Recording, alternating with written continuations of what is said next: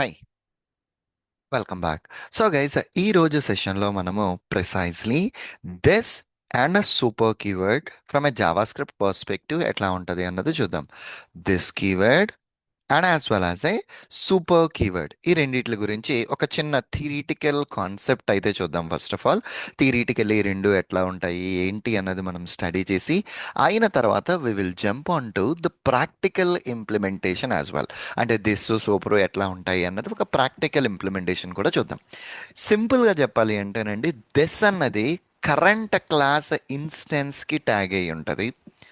Super అన్నది దాని యొక్క ఇమీడియట్ పేరెంట్ క్లాస్కి ట్యాగ్ అయి ఉంటుంది. సో దీన్ని యూస్ చేసి కరెంట్ క్లాస్లో ఇన్ఫర్మేషన్ని మనం రిట్రీవ్ చేయాలి అంటే దిస్ అని వాడుకోవాలి. పేరెంట్ క్లాస్లో ఇన్ఫర్మేషన్ కనుక మనం వాడాలి అంటే సూపర్ అన్న కీవర్డ్ వాడాలి. సో ఇమీడియట్లీ మనకు వచ్చే క్వశ్చన్ ఏంటి అంటే, సురేంద్ర ఏంటి ఇన్ఫర్మేషన్ అంటున్నావు, వాట్ ఈస్ దిస్ అంటే కనుక, ఇప్పుడు కరెంట్ క్లాస్లో ఉండే కన్స్ట్రక్టర్స్ కానీ వేరియబుల్స్ కానీ మెథడ్స్ కానీ సేమ్ అదే సూపర్ క్లాస్లో దాని పేరెంట్ క్లాస్లో ఉండే కన్స్ట్రక్టర్స్ కానీ వేరియబుల్స్ కానీ మెథడ్స్ కానీ మనం యాక్సెస్ చేయడానికి ఈ this and as well as super ఉంటాయి అన్నమాట. యూజువల్గా దిస్ కీవర్డ్ని యూస్ చేసి నేను ఇప్పుడు చెప్పినట్టే కరెంట్ క్లాస్ ఇన్ఫర్మేషన్ సూపర్ని ఇమీడియట్ పేరెంట్ అనుకున్నాం కదా. సో అసలు ఆ దిస్ ఎలా పనిచేస్తుంది అంటే కనుక, ఎప్పుడు కూడా దిస్ అన్నది provides a reference to an object on which A method is currently being executed. అంటే ఈ పర్టికులర్ క్లాస్లో దేనికైతే నువ్వు ఆబ్జెక్ట్ క్రియేట్ చేస్తున్నావో ఆ ఆబ్జెక్ట్తో నీకు ట్యాగ్ అయి ఉండేది దిస్ మాట. ఓకే, సో సింప్లీ చెప్పాలి అంటే ఆ ఆబ్జెక్ట్తోనే ట్యాగ్ అయి ఉంటుంది. వేరే యాజ్ అ సూపర్కి వచ్చేసరికి ఏంది అంటే కనుక, ఎప్పుడైనా క్లాసులకి మధ్య రిలేషన్ పేరెంట్ చైల్డ్ రిలేషన్షిప్స్ ఉన్నాయి. ఇప్పుడు పేరెంట్ క్లాస్లో ఉండే కన్స్ట్రక్టర్ రెండింటిని కావాలన్నప్పుడు మనం సూపర్ కీవర్డ్ని అయితే వాడుకుంటాం. ఈ సూపర్ కీవర్డ్ వల్ల నీకు ఏంది అంటే, ఇన్ సింపుల్ టర్మ్స్ మనం చెప్పుకోవాలంటే దాని యొక్క ఇమీడియట్ పేరెంట్. దిస్ అంటే ఆ కరెంట్ క్లాస్లో ఉన్న ఇన్ఫర్మేషన్ నువ్వు రిట్రీవ్ చేసుకోవడం కోసం ఈ దిస్ అన్న కీవర్డ్ అయితే వాడతాం. ఓకే, ఇది థియరిటికల్ కాన్సెప్ట్.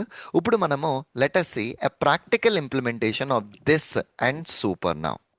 ఈ కంటెంట్ మనకి క్లియర్గా అర్థం కావడం కోసం నేను ఇక్కడ ఏం చేస్తున్నాను అంటే, క్లాస్ యానిమల్ అని ఒక క్లాస్ నేను ఇక్కడ క్రియేట్ చేసుకుంటున్నాను.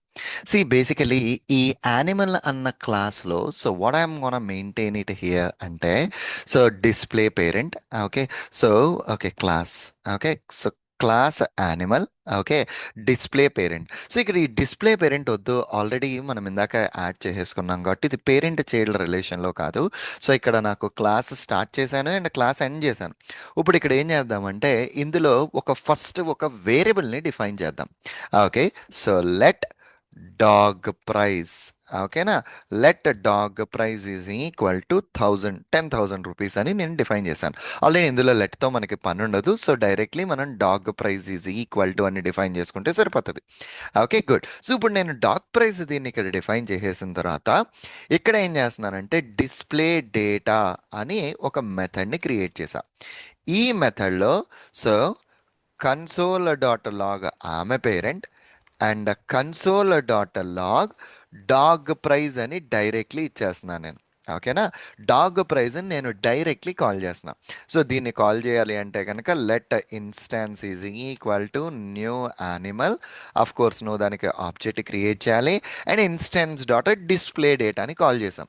ఇది కాల్ చేసిన తర్వాత when I run this particular program right now, see here నాకు మాడ్యూల్ రెఫరెన్స్ ఎర్రర్ వస్తుంది. ఇది ఎందుకు వస్తుంది అంటే, డాగ్ ప్రైజ్ అన్నది నువ్వు కరెంట్ క్లాస్లో డిఫైన్ చేసావు, కానీ నువ్వు అదే క్లాస్లో వేరే ఎక్కడైనా నువ్వు వాడుకోవాలి అంటే దిస్ డాట్ని నువ్వు ట్యాగ్ చేయాలి.